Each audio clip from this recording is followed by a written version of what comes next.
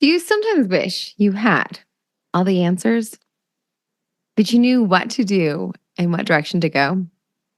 We've all been there. Today, I'm going to share with you the tool I found useful in these situations. Instead of trying to find all the answers, I started finding better questions. It all comes from my favorite quote, and perhaps it'll be a tool and a way of thinking that you can use as you lean into 2024 and forge your path. Welcome to The Grit Show, where our focus is growth on purpose.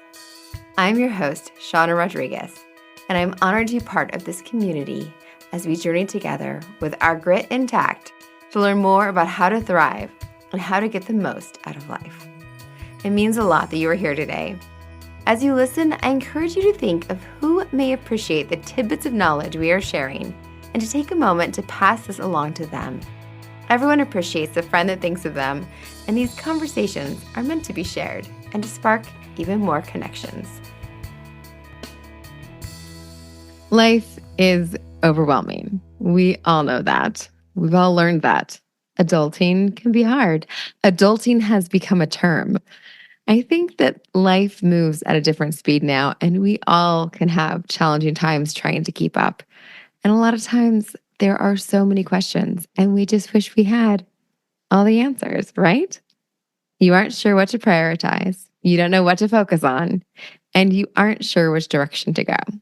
Does that seem familiar? Does that sound about right?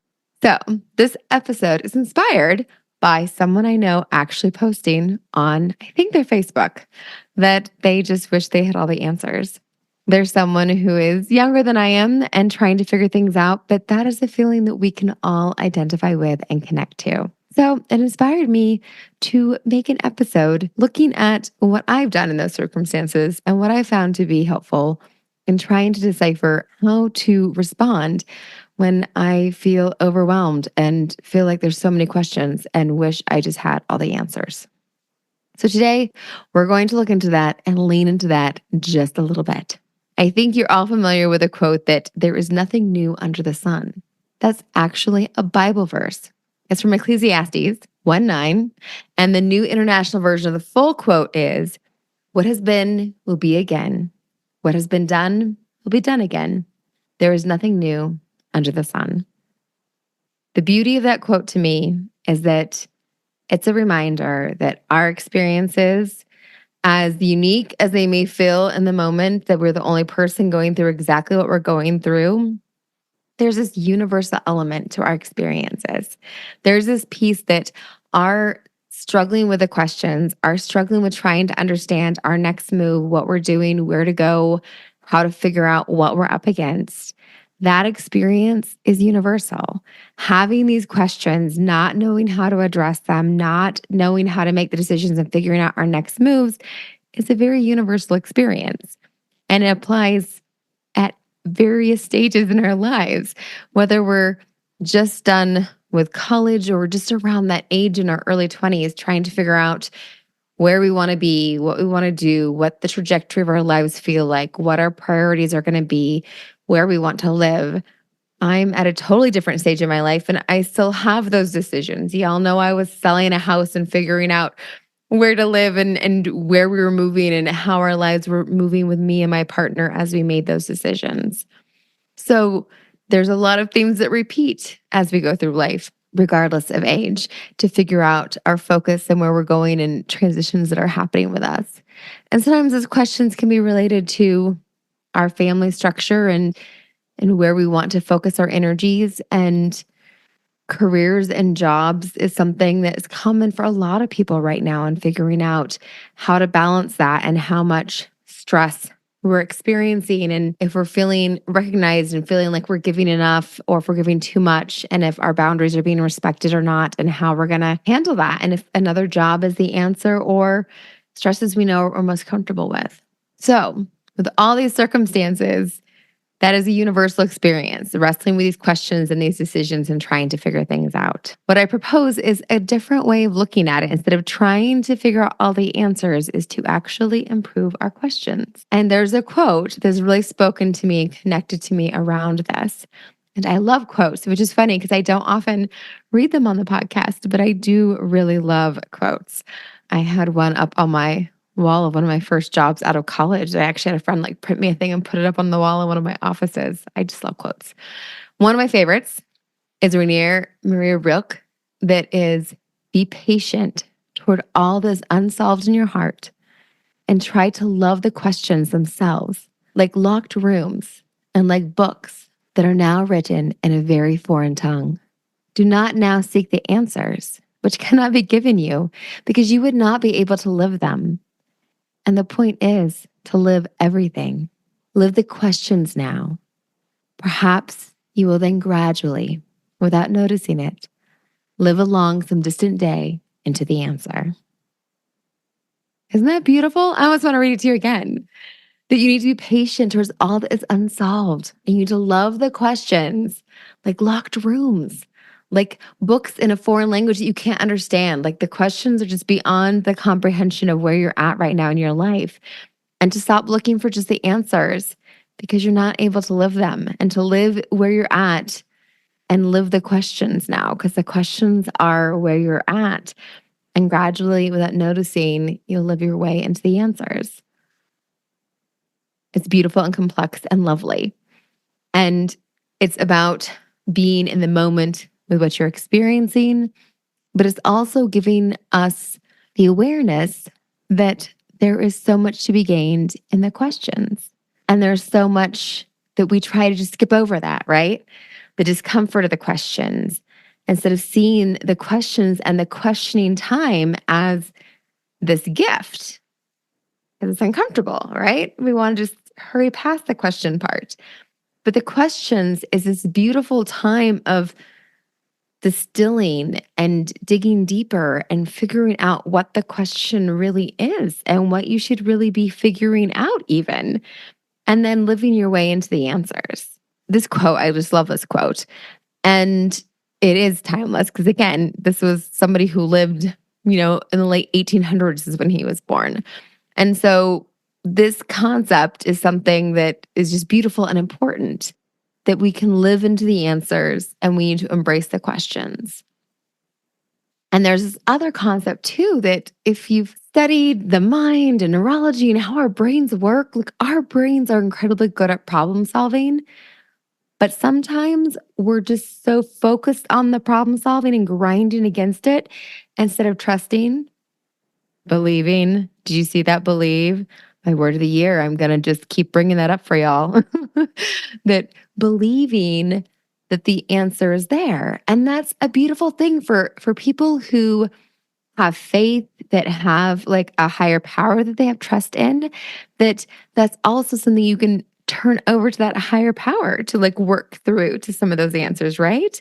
And believe that you can kind of turn those things over and allow the universe, allow that higher power, allow God to be able to work through those questions you have and allow things to align in your favor. And the most important thing is to actually feed the right questions into that system, right? That when you are deciding what you want and what you're looking for, that the right questions, the right requests is the really important key for us to unlock our lives and to live our way into the answers. That at the core of that is the correct questions. So, how do we stop looking for answers and start looking for better questions? And what do I even mean by better questions? So, we're going to go with a simple scenario of, what should I do about my job? Like, I just want the answer. I just want the answer to just fall into my thing of what to do about my job. And that's when sometimes we are giving ourselves, the question is, should I take this job at the office down the street doing the same thing I'm doing now? Is that the question you're asking?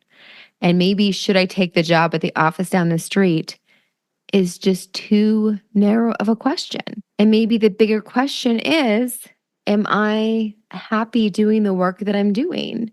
Is this the work I was put on earth to do? Am I fulfilled in doing this work? Is this what I want to be doing? Is this meeting my needs? And so this bigger question, is this the work I want to be doing, is a much bigger question than do I take the job down the street? And so the answer to I take the job down the street is a yes or no answer, right? That we could put on paper and like, does this pay this? Does this pay this? Whatever else. You could take the job down the street.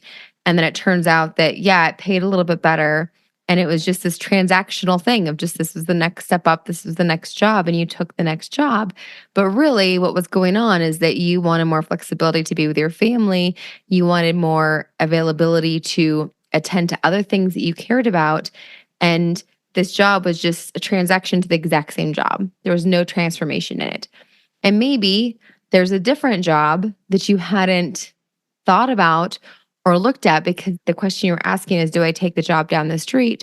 Instead of asking the question of like, what work is really going to meet my needs, my family needs, where I'm at in life? What's going to meet my needs to bring the most joy and completeness in my life and have work be the right piece of the puzzle for my life? And in that case, maybe it's actually a job that's not up the street. It's a little further across town, but it offers the ability to work from home 2 days a week.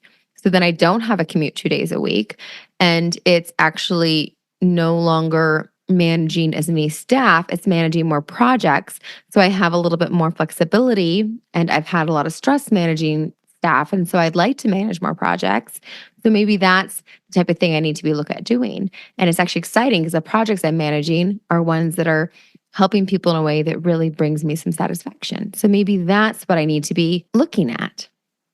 So to be able to ask the bigger questions about what's going to bring me the biggest joy. And when we look at, let's say that you're single and you're looking at finding a relationship, that instead of saying like, do I want to date X guy and I can't decide if I want to date guy X or guy Y, that probably if you can't choose between guy X and guy Y, maybe you shouldn't be choosing either of them. And you need to be looking for a bigger question of, what do I want in a relationship that's going to fit me in my life and bring me the most joy and complete my life in a way that's going to move me towards who I want to be and where I want to be? And what's the question is like, what's the relationship that's going to be the most exciting for me and be what I need for me? And so to kind of look at what are the better questions. For instance, a very simple personal example for me, planning my wedding, as you all know, if you've listened to this podcast, a year ago, probably exactly a year ago, I decided to postpone my wedding almost a year. And when I decided to postpone the wedding, the questions that I've been asking is, how can I find more time? How can I figure out this issue with printing labels to get out these save the dates that I'm completely overwhelmed with? How can I find more time? How can I get more help to get these things done? What am I going to do about the hotels that are booked that we need to figure out different places for lodging? All these questions, completely overwhelmed, right? Completely overwhelmed. So actually the better question was, what do I want for my wedding? What is my word of the year? My word of the year last year was savor. I want to savor this experience. Am I savoring right now? No. So, what can I do to actually savor my wedding? Is there some big lever I can move to savor my wedding? So, my big question was like, what do I want for my wedding? I want to savor my wedding, bottom line. We have this like mission statement for our wedding. Is that how we put it? That our wedding is about connecting and celebrating and being with the people that are there is our priority. So when it comes to the financial decision for our wedding, like that's the marker of what things are going to be the most about bringing people together, what activities, what focuses are going to be about bringing people together and spending time and connecting, because that's the priority for the wedding, right? So what's my priority for the wedding is a big question, better question for my wedding versus what am I going to spend the money on? What should I do about this for the caterer, for the photographer, et cetera, et cetera? It's like, what are my priorities for my wedding? That's the better question. And once I know the priorities for the wedding, it's easier to decide all those other pieces. So that's what I mean by finding better questions, is to find that higher level question. So what can make a better question is actually being able to dig deeper. So when you're trying to find better questions, like the example that I gave with a wedding, is to kind of take it to that higher level. So to stop looking at the smaller question and look at the bigger picture and that bigger question. So I'm going to give you some examples of ways that might help you look bigger.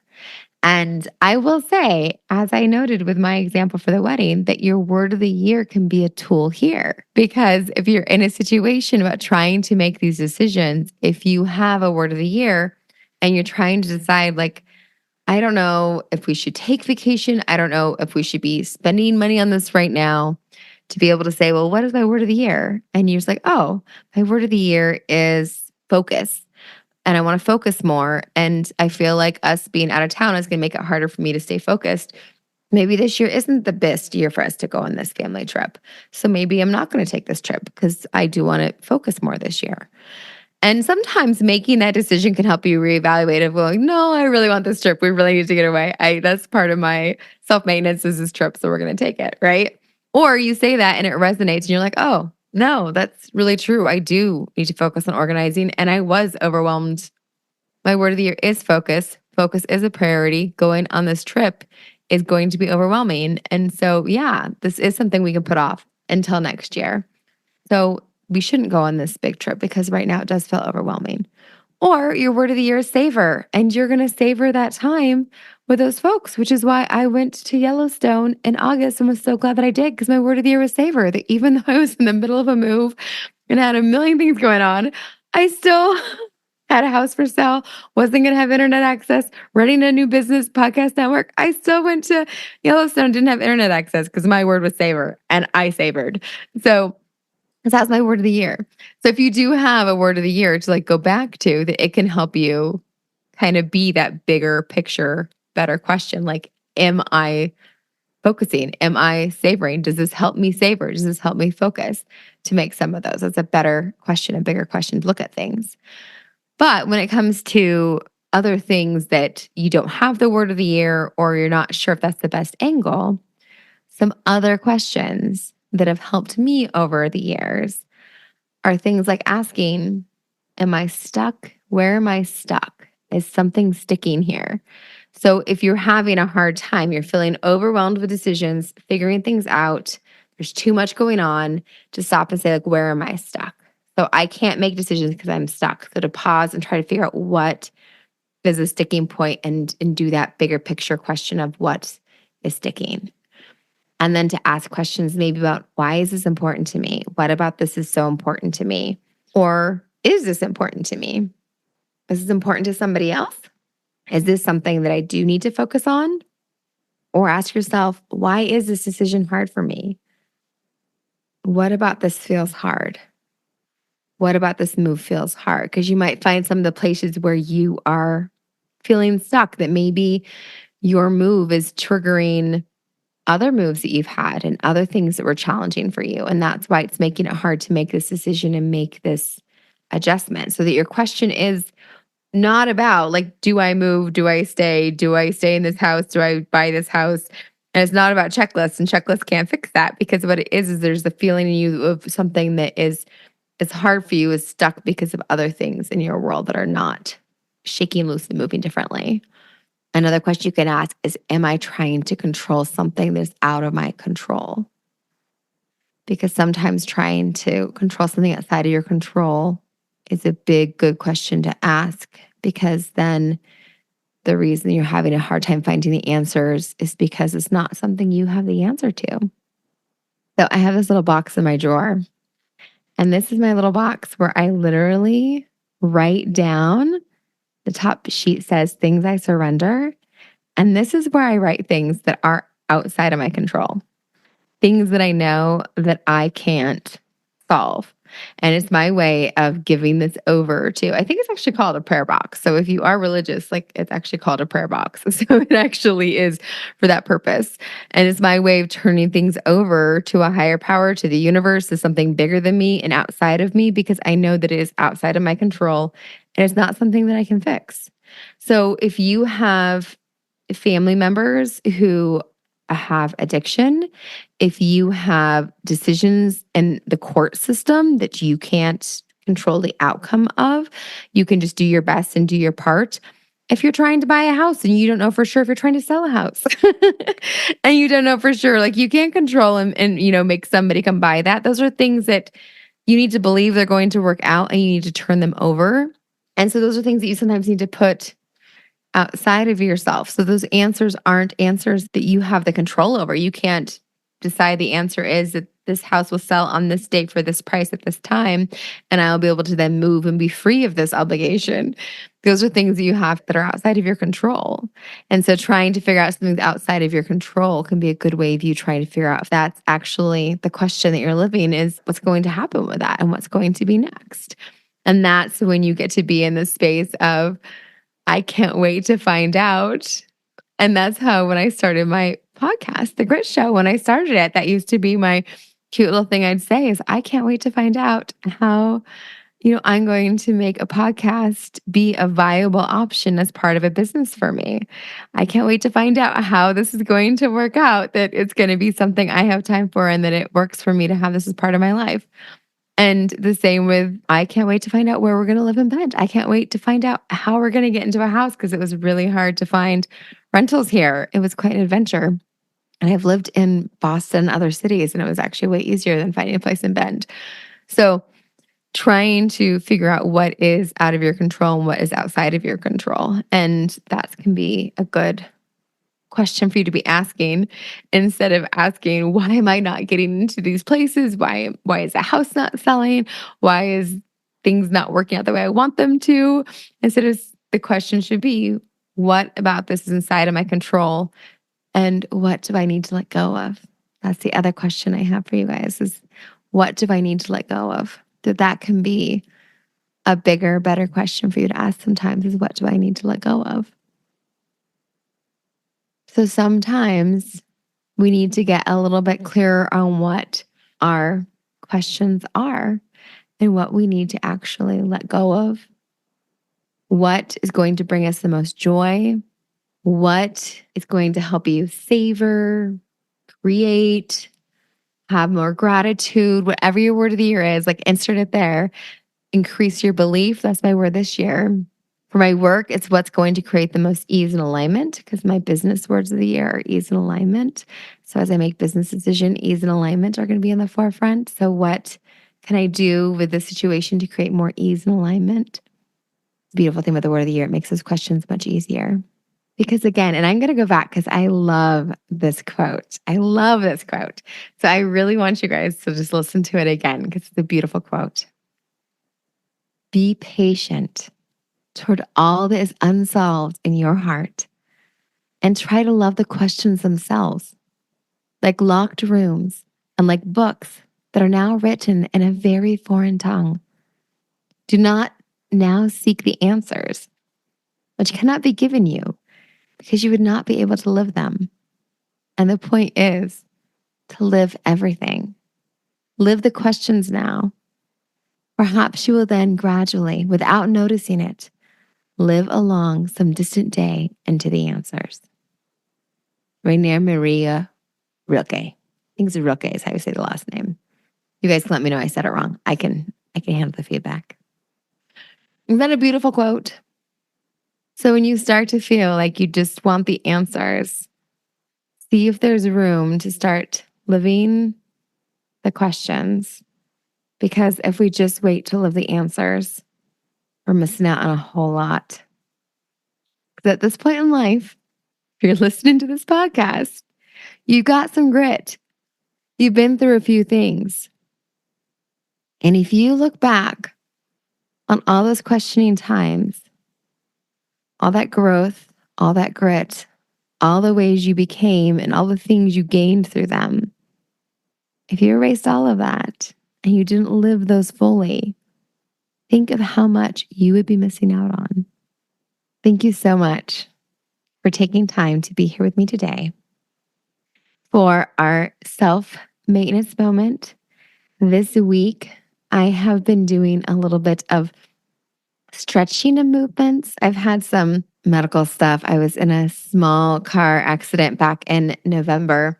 Things are coming to a head a little bit. So I'm finally getting back into my movement and doing some things to work on my body a little bit and being more mindful of what my body needs in regard to that. So my self-maintenance has been doing that. And it's also been connecting. We've had crazy weather where I'm at. It's not crazy weather, but a couple feet of snow, freezing rain, icy conditions all sorts of fun stuff like that. And I drove over to where I used to live and had some rough go of the roads and long trips with rough conditions, change required, et cetera, that made me feel a little more isolated living where I'm living. So I've been talking on the phone, connecting more with my people, my friends that are dear to me, and making more time for that in the last week because I've been feeling a little more isolated. So my self maintenance this week has been connecting more and a little bit of stuff with movement for my body, which has been important for me. So that's been my self maintenance. And for your grit wit, your takeaway from this, I would love for you to kind of look at somewhere in your life where you've been aching for answers and try to see if there are different questions you can ask. And usually, when I'm in that place, if I don't have someone I can talk it through, because I'm definitely an auditory person, that's why I have a podcast, right? An auditory individual. So I talk through with those dear to me very well to come up with better questions and better ways of mulling through things. But I will also write and journal and actually sit down and like, what is my question? What is my question around this? So if I'm wrestling with a situation, let's say my situation is I'm trying to wrestle with how I'm going to arrange my priorities around something. Like I'll write the question as like, how do I prioritize? And then try to wrestle it around in different ways and work that question a different way of like, what is important to me, right? How do I prioritize priorities of what's important to me? How do I know what's important to me? How do I figure out what is most important to my business?